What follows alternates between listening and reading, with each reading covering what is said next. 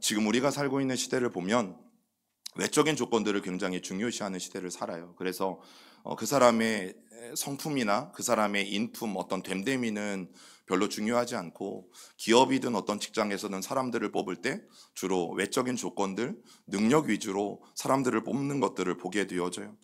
여러분, 사람들이 학벌이나 외모 그리고 자격증에 그렇게 열심을 올리는 이유도 어쩌면 그렇게 하지 않으면 나는 이 세상에서 뒤처지는 사람이야, 또 그 자격들을 내가 얻지 않으면 내가 원하는 직장에 들어갈 수 없어, 내가 원하는 학교에 갈 수 없어 라는 생각들이 이미 우리들 안에 들어와 있기 때문이에요. 여러분, 이것은 세상 예수를 믿든 아니면 예수를 믿지 않든 상관이 없어요. 그리스도인들에게도 이런 생각들은 은연중에 이미 들어와 있어요. 그렇게 하지 않으면 나도 사회가 정해놓은 그 기준에 못 미치게 되어지고, 그 기준에 못 미치게 되어지면 더 나은 삶을 살 수 없을 것이라는 그런 마음들이 자꾸만 우리에게 들기 때문이죠. 여러분, 그래서 열심을 내요. 원하는 직장에 들어가기 위해서, 또 원하는 꿈을 이루기 위해서 정말 열심을 내요. 그러면 여러분들에게 한 가지를 물어볼까요? 여러분, 열심을 내는 것이 잘못일까요? 잘못이 아닐까요? 잘못이 아니죠. 여러분, 우리는 최선을 다해야 하고 열심을 내어야 돼요. 그런데 정말 무엇을 위해서 열심을 내는가? 내가 무엇을 위해서 열심히 살아가는가? 여러분, 그것이 훨씬 더 중요한 질문이라는 사실이에요. 그런데 우리 하나님도 분명한 기준을 가지고 사람을 뽑으세요. 여러분, 하나님을 위해서 싸울 사람, 하나님의 나라를 함께 세워갈 사람, 하나님의 역사에 동참할 사람들을 하나님도 뽑으시는데, 여러분, 하나님에게도 분명한, 하나님만의 선명한 기준이 있으세요. 여러분, 하나님은 어떤 사람을 원하실까? 또 하나님의 선명한 기준이라는 것은 무엇일까? 오늘 사사기 4장 1절 말씀을 우리 함께 읽어봅니다. 에훗이 죽으니 이스라엘 자손이 또 여호와의 목전에 악을 행하매. 여러분, 사람 참 안 변한다는 말 있잖아요. 그리고 심지어 사람은 고쳐 쓰는 게 아니래요. 사실 저는 이 말에 별로 동의하고 싶지 않거든요. 그런데 이스라엘 백성들의 삶을 보면 이 말이 또 맞는 것 같아요. 오늘 성경이 또 뭘 말해요? 1절부터 이스라엘 자손이 또 여호와 하나님 앞에서 범죄하였음을, 악행을 저질렀음을 성경은 분명히 기록하고 있어요. 그래서 이번에 하나님이 어떻게 하시냐면 3절도 같이 읽습니다. 야빈 왕은 철병거 900대가 있어 20년 동안 이스라엘 자손을 심히 학대했으므로 이스라엘 자손이 여호와께 부르짖었더라. 여러분, 삼갈의 이야기를 할 때 말씀을 드린 것처럼 이미 블레셋 사람들은 청동기는 이제 보편적으로 사용하고 있었던 시대였어요. 그리고 전쟁의 무기든 아니면 농기구든, 여러분, 그들은 철로 만든 기구들을 사용하는 그런 앞선 문명의 사람들이 바로 블레셋 사람들이었어요. 이것은 전형적인 아수르인들의 철 병거거든요. 말이 병거를 끌고, 한 사람은 말을 몰고 한 사람은 활을 쏘면서 전쟁에 참여하게 되어집니다. 여러분, 이 철 병거가 오늘 하솔왕 야빈에게는 몇 대가 있었다고요? 900대를 보유한 군사 강국이 바로 하솔왕 야빈의 나라였어요. 여러분, 그러한 혼란스러운 상황 속에서 하나님이 오늘 네 번째 사사를 세우세요. 그 네 번째 사사가 누구인지 4절을 읽습니다. 그때에 라피도세 아내 여선지자 드보라가 이스라엘의 사사가 되었는데, 네 번째 사사 이 드보라의 이야기를 우리가 오늘 함께 나누기 전에 분명히 우리가 알아야 될 중요한 사실이 있어요. 그게 뭐냐면, 여러분, 드보라의 이야기를 누군가는 글로 적었을 거 아니에요. 그러니까 이 드보라의 이야기가 성경에 기록되어지고 오늘날 우리들도 읽고 있을 거 아니에요. 그러면 이 드보라의 글을 읽고 있는 사람들은 당시 사사시대의 사람들일까요? 아니면 사사시대 이후의 사람들일까요? 사사시대 이후, 즉 왕정시대 사람들은 이 책을 읽게 되어지는 거예요.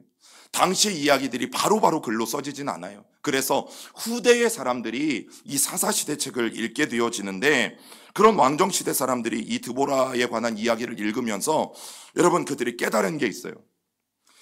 그동안 자기들이 몸으로 알고 있었던 상식과 실제 드보라의 이야기가 너무너무 다른 거죠. 그리고 그것에 충격을 받습니다.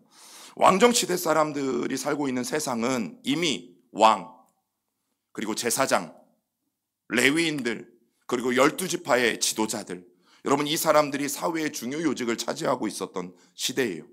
그들이 권력층이 되어서 지도층이 되어서 여러분 시스템 가운데 사회를 이리 움직이고 저리 움직이고 사회를 주도하고 있던 시대였다는 말이죠. 다시 말하면 혈통, 신분, 이 모든 것들, 외적인 조건들이 충분한 사람들, 누가 보아도 외적인 조건들을 잘 갖추고 있었던 사람들이 사회의 중요 요직을 차지했고, 그리고 그들이 사회를 이끌어가고 있었던 시대예요. 사실 시스템이라는 것이 나쁜 것은 아니었지만 사람들이 악용을 하기 시작합니다. 어떻게 하냐면 왕은 레위인들, 제사장들, 또 12지파의 리더들과 어떻게 할까요? 결탁을 해요.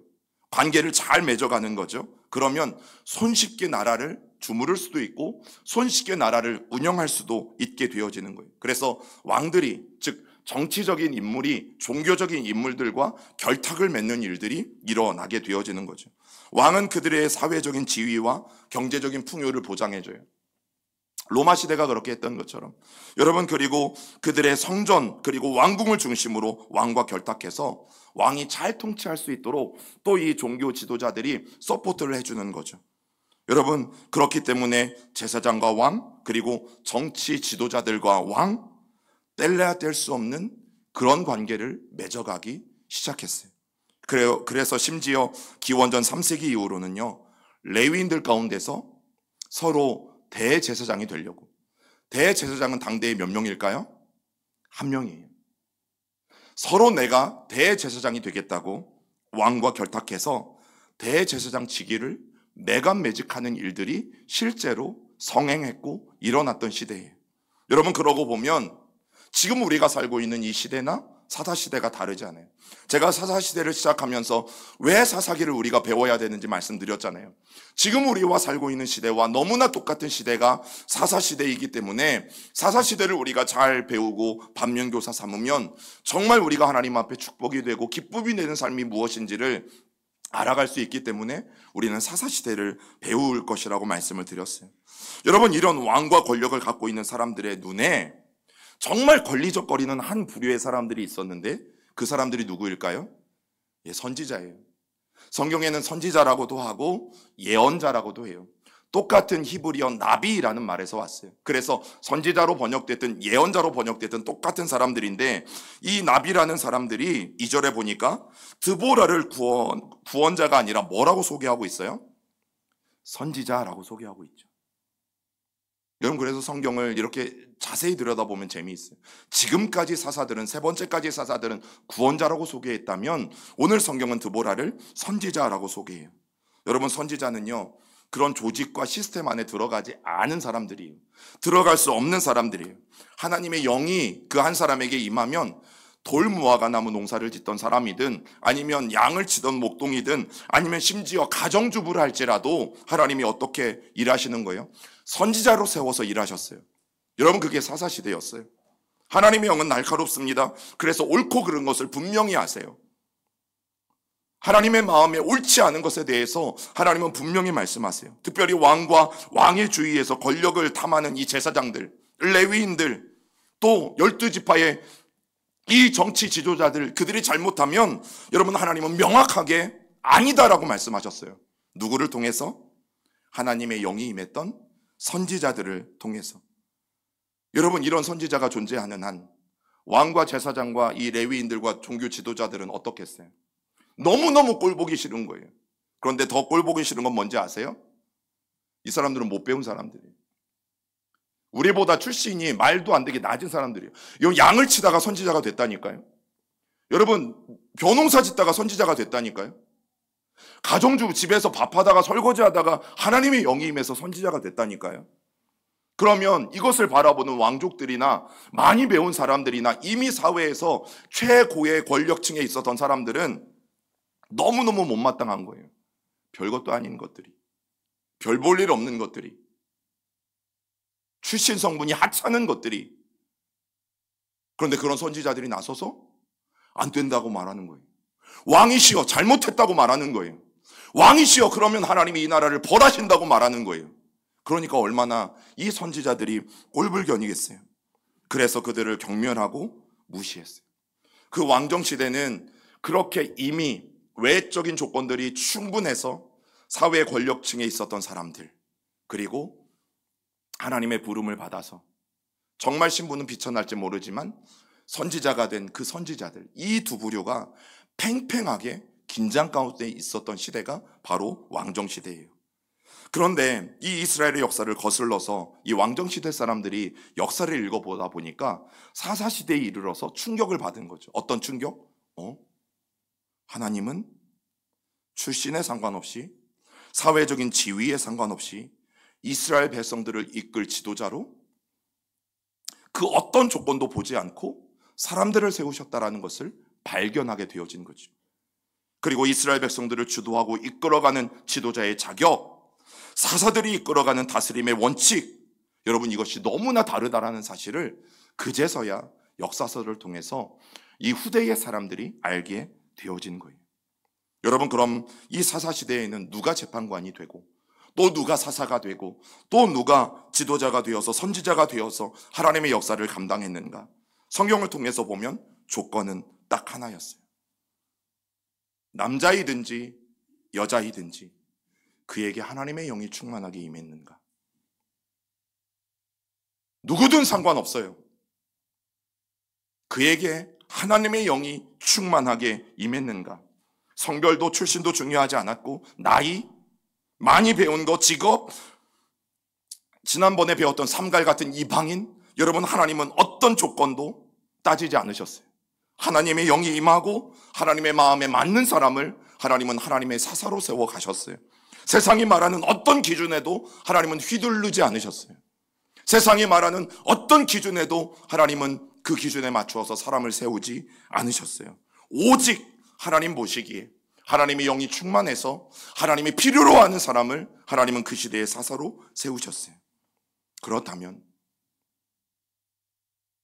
사사시대와 너무나 똑같은 시대를 살아가는 저와 여러분, 오늘 내 인생, 우리 자녀들의 인생, 하나님께 정말 우리가 쓰임받고자 한다면 오늘 우리도 무엇을 중요하게 여겨야 하고 또 무엇을 가장 귀한 것으로 알고 살아가야 할까?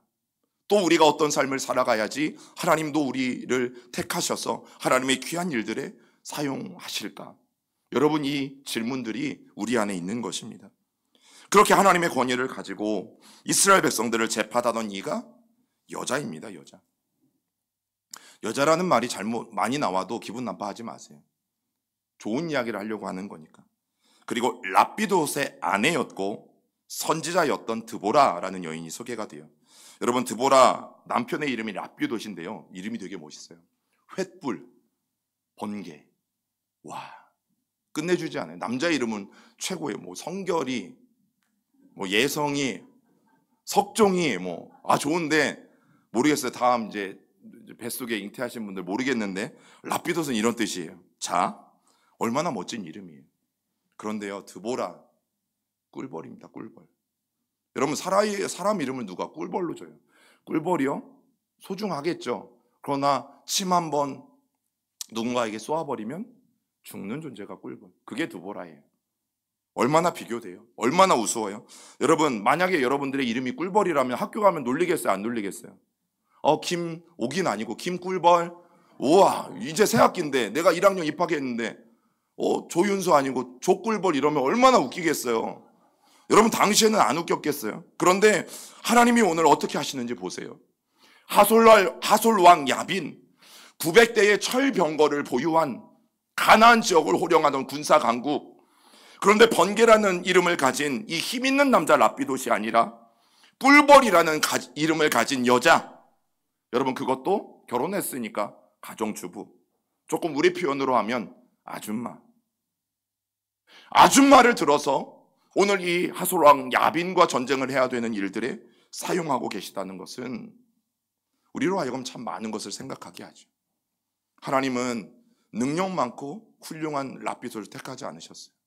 오히려 꿀벌같이 보잘것없는 드보라를 택하셨어요. 그러고 보면 하나님은 우리의 외적인 조건, 외적으로 보이는 조건을 보고 사람을 선택하지 않는다라는 것을 우리는 분명히 알 수 있어요. 여러분, 고대 서아시아 지역에서는 그랬어요. 여자들이 일종의 재산이었어요. 그래서 사람들의 인원수를 셀 때 여자들은 세지 않기도 했죠. 그리고 여자들이 뭐 결정권을 행사할 수 있는 거는 집에서 오늘 점심 메뉴 뭐지? 오늘 저녁 메뉴 뭘로 할까? 이 정도? 아니면 집안에서 여자들끼리 뭐 여자에 관련된 어떤 일들을 결정할 때 최고 여자 중에 연장자가 이렇게 하자 말할 수 있는 이 정도였지, 여러분 여자가 어떤 의견을 내거나 할 수 있는 그런 시대가 아니었어요. 단지 남자들의 종속되어진 재산의 일부로 여겨질 뿐이었지. 그런데 그 영향력, 그 문화 아래 있었던 이스라엘도 자유롭진 못했던 거죠. 그런데 하솔랑 야빈의 압제로부터 이스라엘을 구원해내시기 위해서 하나님이 택하신 지도자가 누구예요? 꿀벌인 드보라예요. 여자인 드보라예요. 여러분, 사회가 무시하고 사회가 아무런 가치 없다고 생각했던 그 여자를 들어서 오늘 하나님은 사사로 사용하고 계시다는 사실이죠. 이런 혼란스러운 전쟁의 상황 속에서 누가 뽑혀야 돼요? 전쟁을 좀 알고 전쟁을 잘하고 싸울 만한 힘과 능력이 있고 전략과 전술에도 능한, 여러분 그런 사람들이 전쟁의 지도자로 뽑혀야 되는 게 맞는 것 아니겠어요? 만약 여러분이 이런 하나님의 결정을, 여러분들은 어떻게 생각하세요? 동의가 되세요? 아닐걸요? 어떻게 저런 사람이 지도자가 될 수 있을까? 우리도 그런 생각 충분히 하지 않겠어요? 솔직히 우리도 이런 하나님의 선택이 불만스럽지 않습니까? 아니 이 왕이면 학벌이나 전쟁에 나가는 거면 군사훈련이라도 좀 받았거나 전쟁을 제대로 아는 아는 사람이 뽑혀야 됨에도 불구하고 이 전쟁의 엄중한 상황 속에서 하나님이 하필 여자요? 그것도 아줌마네? 뭐야? 하나님 뭐야? 하나님 잘못 생각하신 거 아니야? 잘못 선택하신 거 아니야? 여러분 우리가 속으로만 얘기하겠어요? 아니죠. 정말 투덜투덜 우리는 불만들을 털어낼 거예요. 그런데 라피돈만 그런 건 아니에요. 사사기 4장 6절에서 7절도 읽어봅니다. 시작.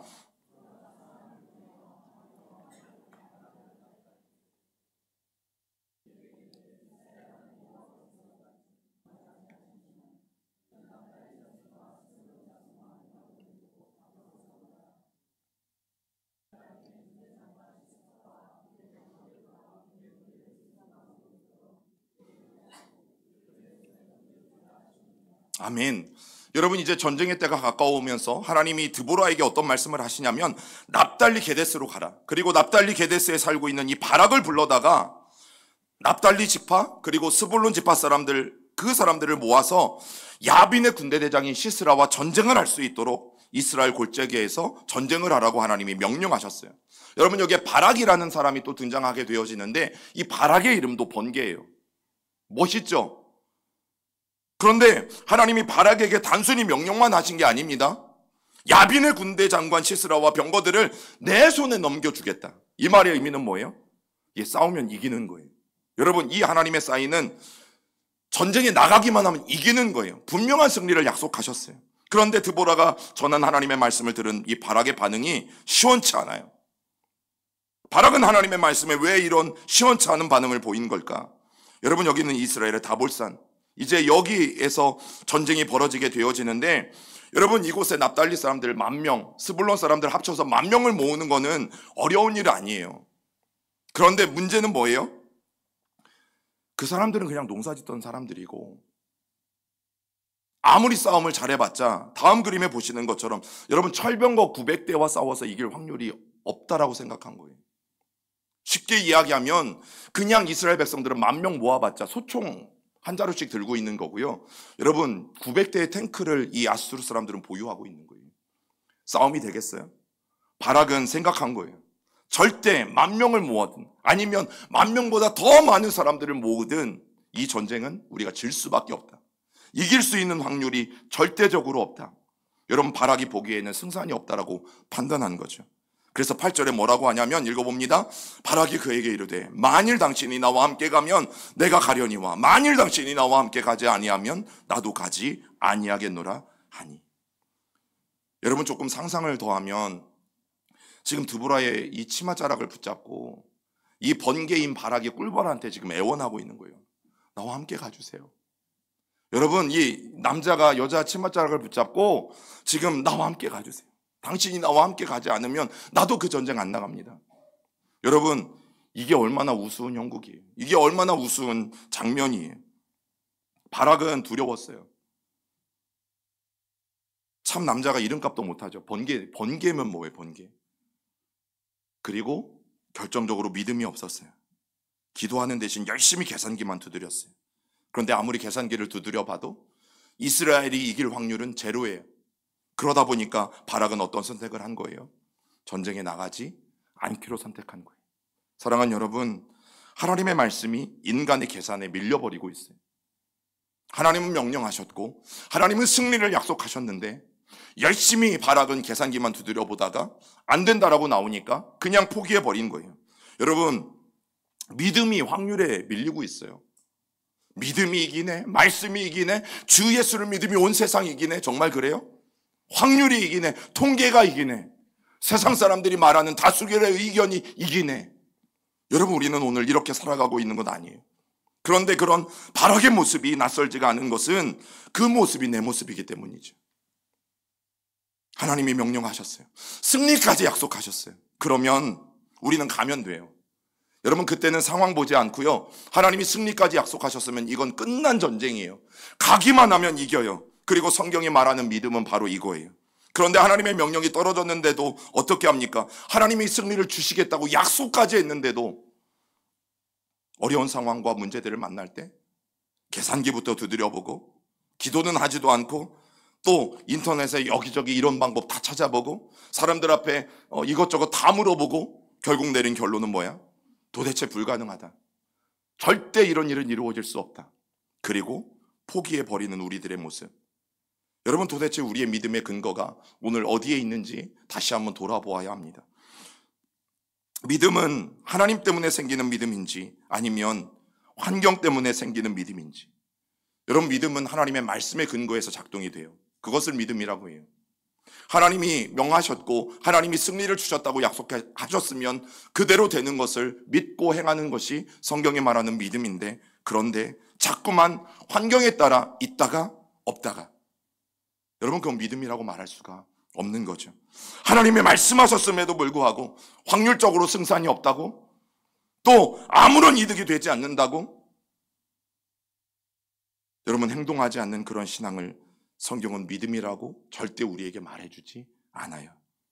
그런데 하나님의 말씀을 입에 두고 있는 선지자 드보라는 하나님의 명령에 행동했어요.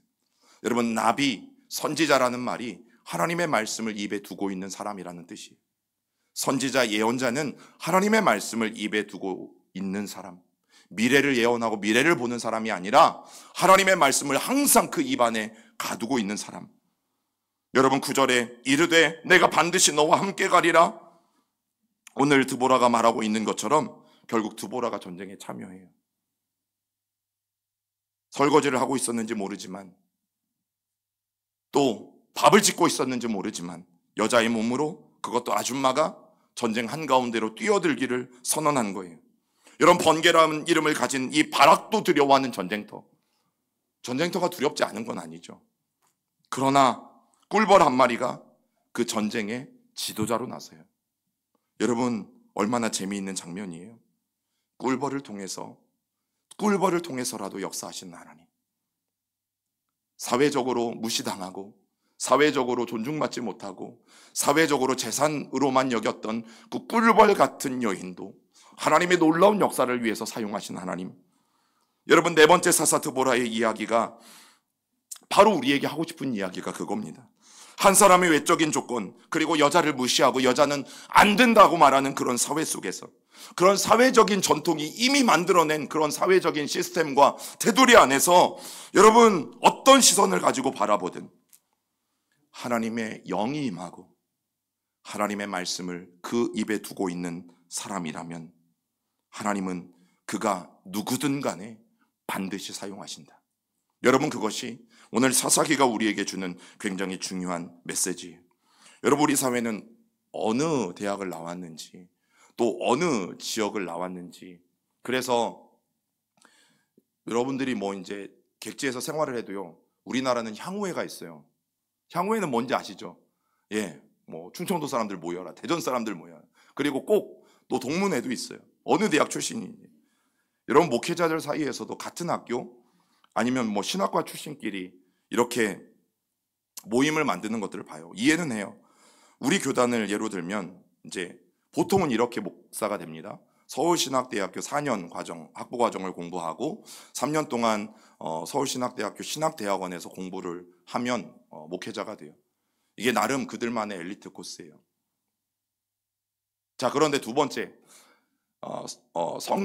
우리 신학교가 아니라 다른 신학과 4년을 나오고 서울신학대학교 신학대학원에서 공부를 해서 목사가 되는 두 번째 경우. 그러니까 저는 세 번째, 일반 대학을 나와서, 저는 기상학을 전공했거든요. 일반 대학을 나와서 서울신대 대학원에서 공부를 하고 목사가 된 케이스. 자, 네 번째, 지방신학이라고 또 있어요. 학교까지 4년제 대학까지 갈 수 없는 형편의 분들이 지방신학이라는 곳에서 공부를 하고 목회자가 되는 케이스. 자, 그런데 이거를 가지고 구분을 져요. 자기들끼리 등급을 매겨요. 그런데 대부분 누가 등급을 매기는 줄 아세요? 1번이에요, 4번이에요? 예, 1번이에요. 나름, 여러분 오해하지는 마세요. 모두가 다 그러진 않아요. 모두가 다 그렇다고 말씀드리는 게 아니라 나름 자기만의 엘리트 의식을 가지고 있는 사람들. 그리고 제가 목회를 하면서 듣게 된 또 매우 씁쓸한 이야기 하나. 목회자들 사이에서 이 신라 시대에 썼던 성골과 진골 제도가 있다는 것을 제가 듣게 됐어요. 자, 성골이 누군가 하면 내가 목사인데 내 아버지도 목사인 사람은 성골이래요. 또 내가 목사인데 내 아버지가 장로인 분은 진골이래요. 여러분 처음 들으십니까? 자, 목사는 많고 임지는 부족해요. 그래서 담임 목회를 가려면 늘 치열해요. 저도 치열한 경쟁 속에서 왔잖아요. 어쨌든 치열해요. 그런데 아버지가 목사인 사람들은 들어보셨잖아요. 세습. 그 교회를 물려받을 수도 있고, 또 아버지와 또 오해하지 마세요. 그런 몇몇 분들이 있다는 거지. 또 아버지가 어떤 정치력이 있는 목사님이나 장로님이면 또 그분들의 정치력으로 말미암아 담임 목회지를 잘 가요. 제가 목회를 처음 시작할 때 그런 게 어딨어. 하나님이 나를 부르셨고 하나님이 나를 책임져 주신다고 말씀하셨고 이 목회에 대한 부르신 분은 하나님이시기 때문에 나는 그런 거 믿지 않아. 그런데 실상 목회를 시작해 보니까 그런 게 있어요. 그런데 여러분들은 지금 세 번째 목사와 목사의 유형과 지금 신앙생활을 하고 있는 것이고, 중요한 거는 저희 아버지는 어머니는 두 분 다 권사님이었고, 그나마 우리 어머니는 8년 전에 벌써 돌아가셨고, 또 제가 결혼한 아내의 어머니도 권사님이시지만 아버지는 장인어른은 이제 예수 믿기 전에 예수님을 믿고 돌아가셨고, 저는 성골도 아닌 거죠. 진골도 아닌 거죠. 와, 그러면 여러분 저는 목회하면 안 됩니까? 저희 아버지는 목사도 아니고 저희 아버지는 장로님도 아니고, 그러면 저는 목회하지 말아야 됩니까? 그런 사람, 저 같은 사람은 여러분 목회를 하면 안 되는 거예요. 자기들끼리 성골과 진골을 나눠요. 자기들끼리 어떤 학교 출신인지를 가지고 또 우위를 가려요. 여러분, 이런 기준으로 사람들이 나눈다고 해서 제가 그 기준에 휘둘리거나 제가 그 기준에 그들의 평가에 좌지우지 되면 되겠어요? 여러분, 제가 목회를 시작할 때는 분명한 결단이 있었어요. 그리고 분명한 소명이 있었어요. 나를 목회로 부르신 분은 하나님이시다. 내가 믿음이 없는가? 내가 성령 체험을 받지 못했는가? 나에게 하나님의 명확한 부르심의 응답이 없는가? 아니다. 하나님이 나를 부르셨고 하나님이 나를 이 일에 세우셨다면 분명히 하나님이 어떠한 나의 상황에 상관없이 나를 책임져 주시고 하나님이 나의 목회를 이끌어 가실 것이다. 여러분, 이 분명한 결단을 가지고 저는 목회를 시작했고 지금도 목회를 하고 있는 거예요. 그래서 혹시나 우리가 그런 사람들이 나누는, 또 그런 무리들이 나누는 그런 부류에 여러분 우리가 들지 못할 수도 있어요. 사회에 나가면 이게 더 심해지잖아요. 자꾸 출신을 가리고 학교를 가리고 그런 사람들만 모여라, 이런 시대를 우리가 살아가고 있는데, 여러분 그들과 어울리지 못한다고 해도 여러분 괜찮습니다. 괜찮아요. 외적인 스펙, 외적인 환경 남들보다 조금 부족해도요, 여러분, 아무 상관없어요. 괜찮아요. 제가 키가 185라서 우리 시온교회 온 거 아니잖아요. 근데 하나님은 얼마나 공평해요. 키는 185지만 제 눈은 또 누구보다도 또 겸손해요. 얼마나 하나님은 공평하세요. 여러분, 오늘 내가 하나님 그분의 영으로 충만하고, 여러분, 우리가 성령 충만해야 되는 이유는 그거예요. 오늘 저와 여러분들이 하나님의 영으로 충만하고 하나님의 말씀이 우리의 입안에 머무는 그런 삶을 저와 여러분들이 살아간다면 여러분, 그 인생은 괜찮아요. 왜냐하면 오늘 꿀벌 드보라도 사용하신 하나님이 여전히 그 사람을 붙들고 계시기 때문이죠. 하나님이 선택하셔야 될 상황이 온다면 여전히 그런 사람들을 오늘날도 선택하시고 하나님의 귀한 역사를 위해서 하나님은 일하실 것이기 때문이죠. 그래서 오늘도 우리가 해야 될 것은 여러분, 하나님 그분을 꼭 붙잡는 바로 그 일들이에요. 왜냐하면 하나님은 쓰시고자 하면 외적인 조건들만을 보지 않으세요. 그럼 어떤 사람을 보신다고요? 하나님의 영이 그 위에 충만하게 임하 있는 사람, 그리고 하나님의 말씀이 그 입술에 머물고 있는 사람. 여러분, 오늘 드보라는 여자였다. 그리고 선지자였다. 그런데 그런 드보라가 레위인이면서 남자면서 군대 장관이었던 바락을 다볼손으로 가라고 명령해요. 그리고 시스라와 싸우라고 명령해요. 이상하잖아요. 바뀐 거잖아요. 여러분, 레위인이고 군대 장관인 바락이 오히려 드보라에게 그런 말을 해야 되는 거잖아요. 그런데 역전이 일어났어요. 레위인은요, 자타공인, 당시 이스라엘 사회에서 가장 높은 곳에 있는 사람이에요. 그런데 사회적으로 한 남자의 아내이면서 아줌마인 드보라의 명령을 오히려 가장 높이에 있는 이 레위인 바락이 받고 있는 그런 형국이 되었어요. 그런데 이게 사사시대에는 아주 당연한 일이었어요. 여러분, 사사시대, 사사기가 우리에게 말해주는 게 그거예요. 사사시대는 이스라엘을 이끌 지도자의 권위, 그 정당성, 그것은 그 사람이 어디 출신인지, 사회적으로 어떤 지위에 있는지가 아니라 바로 하나님으로부터 온다. 그리고 세상 나라들은 시스템에 의해서 운영되어질지 모르지만 이스라엘이라는 공동체는 오직 하나님의 말씀에 따라서 서로 연합하는 공동체이다. 여러분, 하나님이 세우시는 지도자의 요건은 저는 오늘도 다르지 않아요. 하나님의 영에 온전히 사로잡혀 있고 하나님의 말씀이 그 입안에 머무는 사람. 여러분, 우리 시대의 평가들에 너무 속상해하지 마세요. 외모가 어떤지, 얼마나 많이 배웠는지, 어떤 스펙이 있는지, 어떤 자격이 있는지, 세상 사람들이 말하는 그 수많은 어떤 스펙들의 그 자격 조건에 여러분 흔들리고 있다면 하나님은 하나님의 영으로 충만하고 하나님의 말씀이 그 입에 있는 사람을 찾으신다라는 것을 분명히 기억하셔야 돼요. 왜냐하면 하나님은 그런 사람을 통해서 결국에는 하나님의 영광을 드러내실 것이기 때문에. 여러분, 오늘 결론적인 말씀이에요. 고린도전서 1장 27절 28절 읽습니다.